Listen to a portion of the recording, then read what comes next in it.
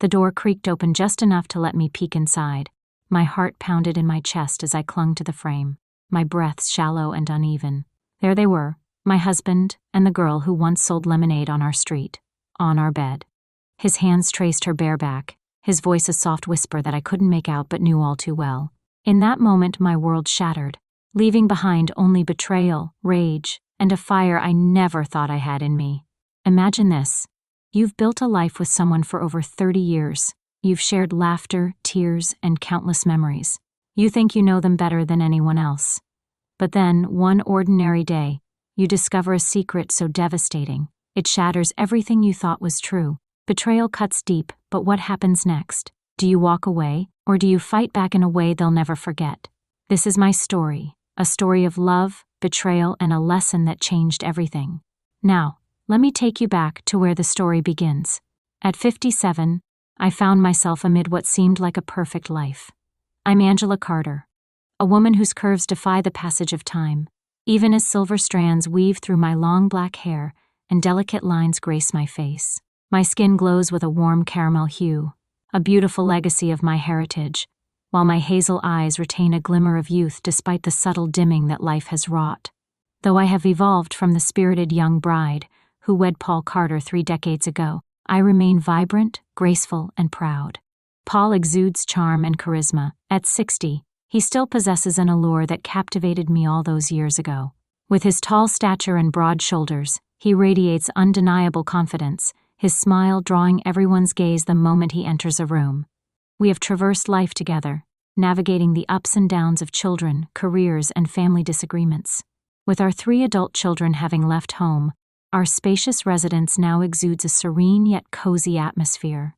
While things had shifted, I held on to the belief that love remained, even if the daily grind had dulled its brilliance. However, I recently noticed that the passion no longer shone with the same intensity. The once passionate kisses in the kitchen had dwindled to mere pecks. His touch, once warm, now felt mechanical and almost distant. I tried to dismiss these changes, reassuring myself that it was merely the passage of time catching up with us. Recently, Paul's 2 younger brothers, Liam and Nathan, moved in with us temporarily. Liam, 35, possesses a quiet intensity, his dark, brooding eyes paired with a soft-spoken demeanor that naturally inspires trust. He has a subtle strength and an understated presence that renders his smile both rare and invaluable. Nathan, 32, is a bundle of energy, always cracking jokes and bursting into laughter. His boyish blonde hair and playful green eyes add to his charm. He exudes warmth and vitality, illuminating the space around him. During their few months with us, while working on a project in town, they infused the house with a delightful liveliness that I secretly cherished. Their vibrant energy invigorated me, drawing laughter from somewhere deep within, and though I wouldn't say it aloud, a delightful flutter danced within me as I caught their appreciative glances. Yet beneath this seemingly flawless facade, a tempest was gathering, poised to dismantle everything I believed to be true about my existence. It started off like any ordinary day, but little did we know it marked the beginning of everything falling apart. I rose early, as was my routine, to whip up breakfast. Paul lounged in the kitchen, savoring his coffee while skimming the newspaper. As Liam and Nathan shuffled in, their sleepiness still evident, Nathan flashed a grin my way, delivering his trademark playful compliment about my cooking, while Liam expressed his gratitude as he settled in to enjoy the meal. That morning, I was ready to unveil some exciting news. "Paul," I said, "I've been selected to represent my office at an out-of-town conference. I'll be heading out this afternoon, even though it's just for 2 days." Paul glanced up, surprised. "Where is the conference taking place?" "In Riverside," I replied. "It's nothing significant, but they believe I'm the ideal choice." He nodded and smiled. "Absolutely, my dear. Go give it your all." He leaned closer, pressing his lips to my cheek, a kiss that felt more routine than genuine. I glanced over at Liam and Nathan. "I trust you both will keep things smooth for Paul while I'm away." Nathan chuckled. "We make no guarantees." Liam offered a subtle smile, yet his gaze lingered on me a moment longer than expected, hinting at unspoken words he hesitated to voice. By 2 p.m., I had everything packed and was set to go. Paul escorted me to the car, shared a brief goodbye kiss, and waved as I departed for the airport. Anticipation filled me, eager for the adventure ahead and the refreshing escape from the routine of home.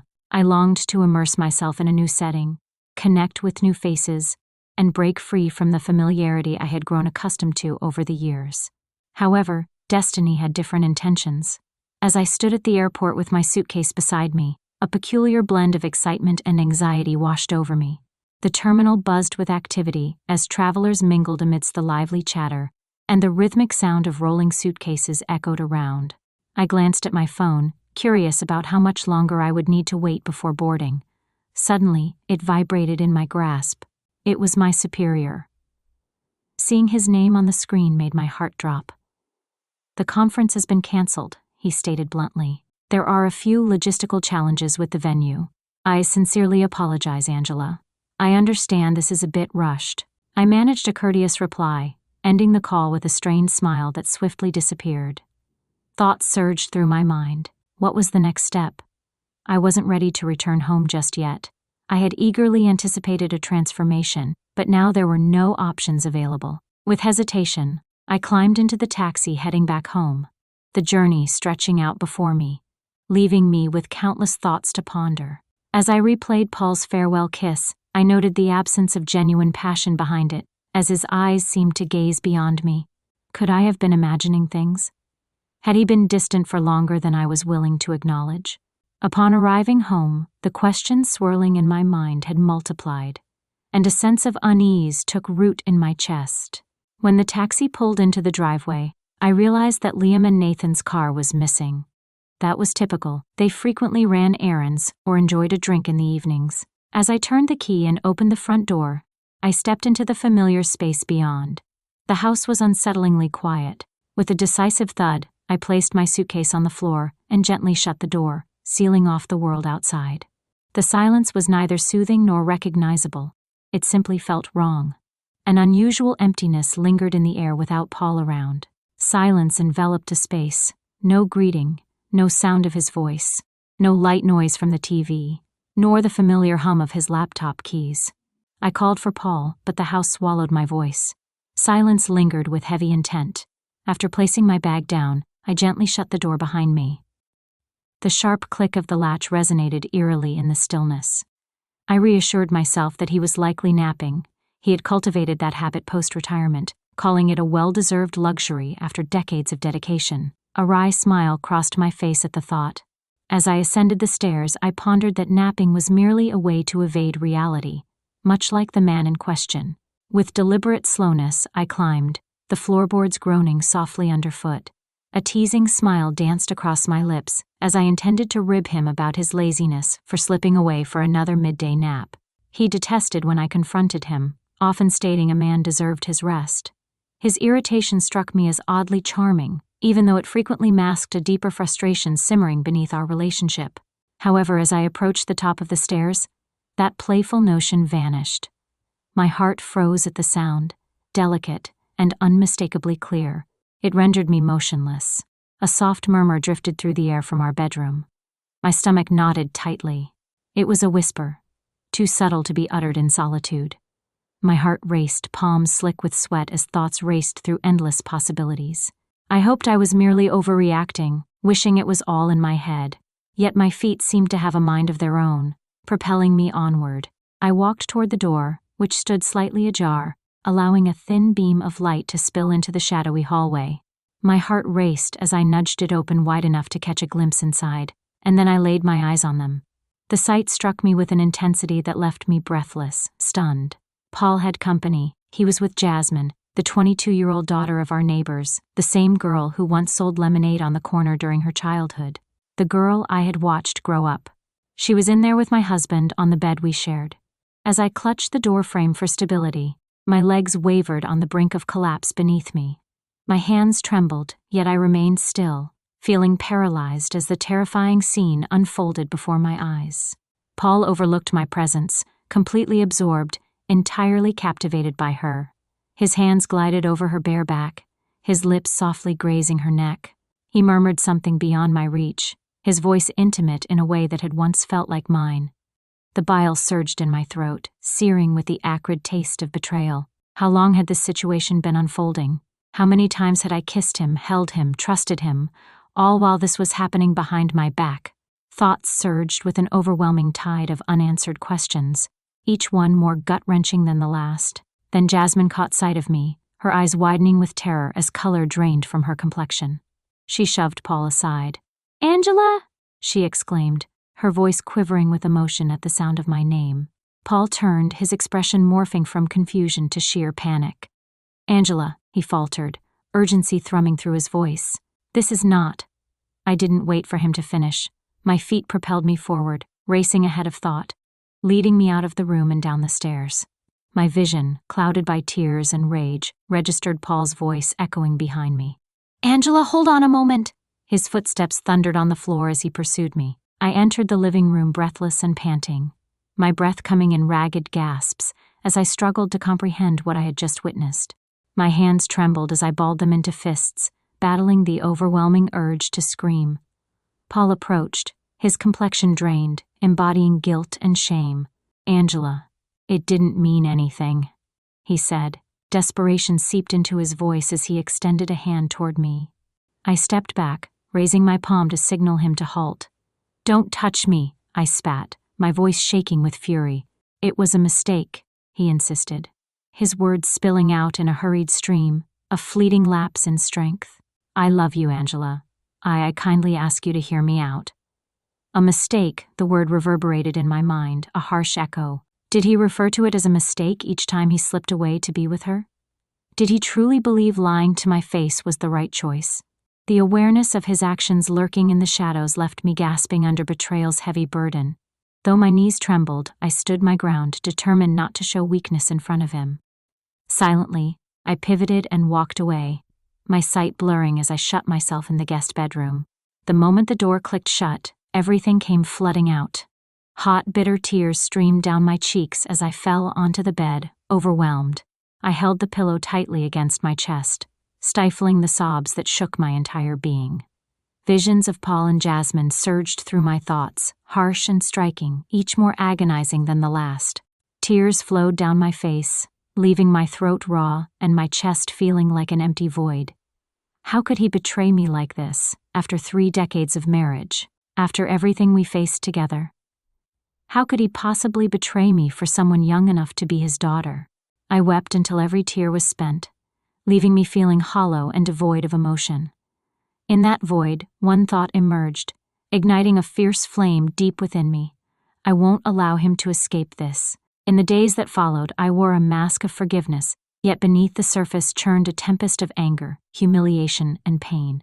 Each moment served as a stark reminder of the betrayal that shattered the life I once believed in. I hardly ate, barely grazing the meals I crafted to maintain a facade. Sleep felt elusive. Whenever I shut my eyes, the vision of Paul with Jasmine replayed incessantly, a relentless loop of betrayal. Each time I looked at Paul, a knot formed in my stomach. His efforts to maintain a facade of normalcy, to crack jokes, to reach out to me, to feign that our lives hadn't shattered, only fanned my anger. What I saw in him was a master of deception, one who shattered my trust. In the midst of one of those restless nights, a thrilling, perilous idea slinked into my mind. If Paul can turn his back on me so effortlessly, what reason do I have to stay loyal to him? The question lingered, saturating the atmosphere with its significance. Then, another thought emerged, igniting my pulse with a thrilling, shadowy intensity. Retribution, absolutely. Revenge. Just the thought sparked a rush within me, transforming the helplessness I had felt since uncovering his treachery. The blaze within me devoured my anguish, reshaping it into a primal, instinctual force. If he could turn his back on me so easily, then I had my own plans for retribution. But how was that even possible? What could wound Paul so profoundly that he would experience the depth of my feelings? My thoughts drifted to Liam and Nathan. Their vibrant presence had graced our home for weeks, infusing it with a youthful energy I hadn't realized I craved. At 32 and 35, they radiated vitality, brimming with zest for life that Paul lacked. Liam was reserved, his dark, penetrating eyes constantly observed me with an intensity that felt almost tangible. He exuded serene confidence, a subtle power that drew others in effortlessly. Nathan brimmed with boyish charm and mischief, his glimmering green eyes filled with humor and warmth. His ability to make me laugh felt almost unfamiliar, a refreshing change after enduring years of Paul's increasing detachment. They looked up to me, Their eyes lingered a moment too long as I entered the room, and our conversations bore an undeniable depth of respect and curiosity. I had aged, absolutely, but I maintained a presence in their eyes that made me feel truly acknowledged. If I sought revenge, why not elevate it to new heights? Why not strike at Paul in the most profound way by turning to the two individuals he would least expect? The concept blossomed, gaining momentum with each passing day. Driven by sorrow and a desperate longing to reclaim authority over my existence, I would impart a lesson to Paul that would last forever. The days following the discovery of Paul with Jasmine drifted in a blur. I navigated life's currents, feigning forgiveness and healing while bubbling with excitement over my scheme. Each strained smile and every goodbye kiss before Paul left for work only intensified the flames within me. One evening, after Paul departed with friends, I stood before the mirror in my room, evaluating my reflection with discerning eyes. I selected a delicate red satin dress nestled in the back of my closet. It hugged my curves with a neckline dipping just low enough to attract attention while remaining tasteful. My hair, adorned with silver streaks, cascaded in soft waves over my shoulders, and a hint of lipstick accentuated the fullness of my lips. I had transformed from the heartbroken woman I had been just days prior. Tonight I embraced my inner queen, a woman wronged and poised to reclaim her strength. Liam and Nathan lounged on the couch downstairs, a bowl of popcorn nestled between them as they immersed themselves in an action-packed movie. Their laughter echoed throughout the house, filled with warmth and a sense of freedom. The sharp click of my heels on the hardwood floor demanded their attention with every purposeful step down the stairs. I moved with intention. Their gazes shifted toward me, eyes widening in surprise as they absorbed my appearance. "Are you enjoying the view?" I asked, positioned at the foot of the stairs with my hands assertively on my hips. Liam coughed, his face flushing deep crimson as he looked away. Nathan, in contrast, flashed a grin, his green eyes glinting with playful mischief. "Angela," he said, his voice alive with playful energy, "you look absolutely amazing." "It's all for you," I replied, allowing a teasing smile to dance across my lips. Their confusion was palpable, yet neither of them averted their gaze. I approached them, my hips swaying gently with every step I took. "Shall we explore something fresh?" I murmured, my tone laced with allure. "Only the three of us." Nathan's smile wavered. "Are you serious?" he asked, his voice a mix of jest and disbelief. Liam shifted restlessly, yet I caught the glimmer of longing in his dark eyes. "Angela," he started, his voice barely above a whisper. "This isn't right." I hushed him with a gentle finger pressed to his lips. "Let go of your thoughts, Liam," I murmured, embracing the moment. I nestled between them on the couch, just within reach of their warmth. My heart raced, yet I maintained a steady movement, my smile playfully teasing. Nathan's hand lightly brushed against mine, a touch tentative at first, however. As I remained still, he grew bolder. "You're incredible," he whispered, his voice brimming with admiration. Liam appeared conflicted, his hands clutching the couch cushion as if it were his only lifeline. "Angela, this isn't right," he reiterated, though his tone betrayed uncertainty. I faced him, cradling his face softly in my hands. "Does it seem off?" I asked, gazing into his eyes. "Because it doesn't resonate with me." A stillness enveloped the scene, the atmosphere charged with anticipation. In perfect harmony, they nodded together, and a smile spread across my face as an exhilarating surge of power coursed through me, unlike anything I had ever felt before. This was my opportunity to regain control, to restore dignity after Richard's actions. Liam and Nathan exchanged glances, their eyes flickering between me and one another, revealing a blend of astonishment and longing. "Let go," I murmured, my voice a sultry whisper. "Not happening with me." I extended my hand, tracing the lines of Liam's jaw, savoring the rough texture of his stubble against my fingertips. "It's perilous, would you agree?" I whispered, glancing between the two brothers. "Yet at times danger presents an irresistible allure." Nathan leaned in, his hand grazing mine before settling on my shoulder. "What's behind this?" he asked, his voice trembling slightly. "I've realized I need this. I must feel alive once more." Nathan made the first move, his strong arms encircling me, pulling me tightly. His lips met mine in an intense kiss, his tongue diving into my mouth with a desire that sent shivers racing down my spine. Liam hesitated for a brief moment, observing us closely, before ultimately deciding to participate. His hands moved cautiously at first, softly outlining the contours at the nape of my neck, however. Before long, he became bolder, his touch more demanding. Trapped in their embrace, their caresses ignited a long dormant flame within me, one I hadn't permitted myself to experience in years. It felt as if they were stirring a deep, primal force within me, something fierce and unrestrained. Nathan pulled back, his gaze probing into mine. "I've never experienced anything like this," he admitted, his voice quivering with sincerity. I gently cupped his cheek, my thumb gliding softly over his skin. "I confess," I said, my voice laced with vulnerability. Liam seized my wrist, drawing me back into his warm embrace. "Then let us reveal it to you," he said, his voice brimming with promise. Indeed, they took charge. Their kisses deepened, igniting with passionate urgency, as if determined to infuse every longing into me. The atmosphere crackled with undeniable energy, the air heavy with unexpressed desires and fleeting caresses. I found myself facing Liam and Nathan, my heart racing as their contrasting gazes fixed intently on me. In that moment, the outside world blurred into insignificance, leaving just the three of us immersed in our shared experience. As we finally separated, a heavy silence enveloped us, the gravity of the moment sinking in. Nathan chuckled nervously, his hand instinctively rubbing the back of his neck. He tried to sound lighthearted, which caught me off guard. Liam's dark gaze met mine, brimming with a complex blend of guilt and yearning. "Angela," he murmured gently, "what does this signify?" "It signifies," I responded, my tone unwavering, "that transformation is imminent." No questions were asked, and I kept my silence. In that instant, I realized there was no turning back. A spontaneous decision swiftly evolved into a clandestine romance.